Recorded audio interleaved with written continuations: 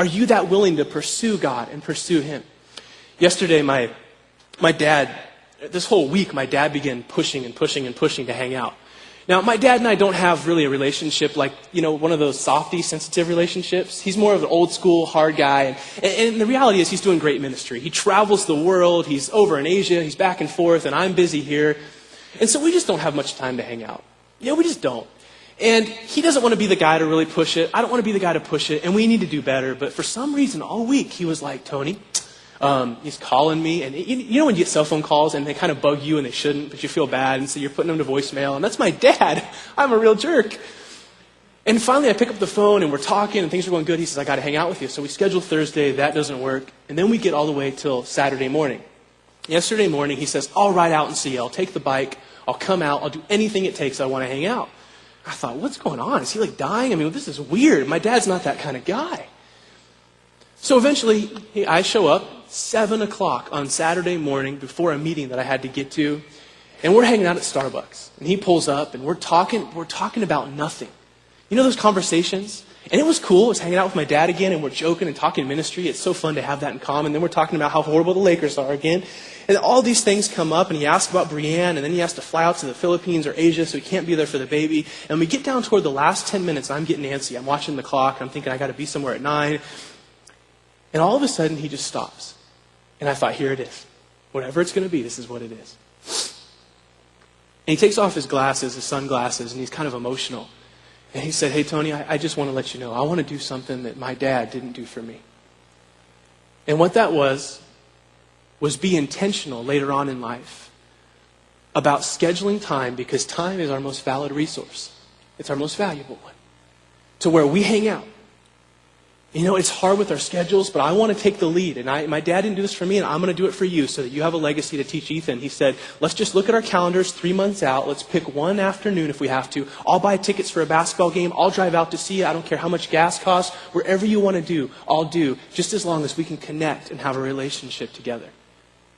And I've never really seen my dad get emotional, and I just thought, oh, Tony, you're a jerk. You need to do this. And I said, yeah, Dad, I will. I'll do this. Thank you for leading out. I want to do this. Let's put it on the calendar. Then I said, I got to go. So we walk out to his bike, and I notice he has kind of a flat tire on the back, and it's kind of short, and we give the awkward hug and the embrace and everything that guys do. And then all of a sudden, I said, hey, do you need help getting your tire fixed? And he said, no, it's okay. I know you're busy. I said, okay, cool, thanks, because I really wasn't going to help anyway. And then I looked at him. I said, Dad, there's a mini mart down the way. There's a Chevron, and you can handle it. And I remember he looked up at me and he said, thanks, Tony. I know you got to run, but this was so worth it. And I thought, whoa, this is my dad showing some sensitivity. And so he hops on his bike, and I hear him roar out of there. And 9:15, I noticed in the meeting I had missed a phone call. And then 3 o'clock yesterday afternoon, my mom calls. I thought, this is weird. And she says, hey, Tony, I just wanted to let you know that this morning on the way home from breakfast or from Starbucks, your dad was on the 71 and he got in a really, really bad accident. And I just kind of stopped. You know that feeling? You're kind of like, well, what do you mean? What happened? And you're looking for answers. She said, well, here's what happened. She said, he's on the 71. It goes to 2 lanes right there. And there had been a car on the front of him, a car on the left. He tried to stop early, but the bike began to fishtail.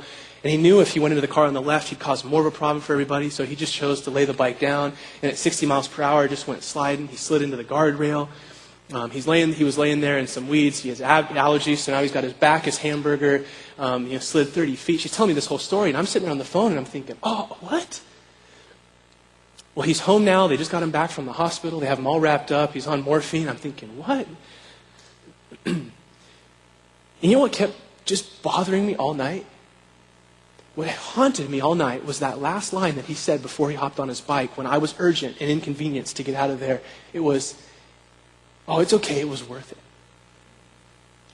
And you know what I realized is I bet if I asked him today, he would say, no, Tony, it wasn't worth it. But what's crazy is a good dad, always will do whatever it takes to spend time and be with their children. That's what they do.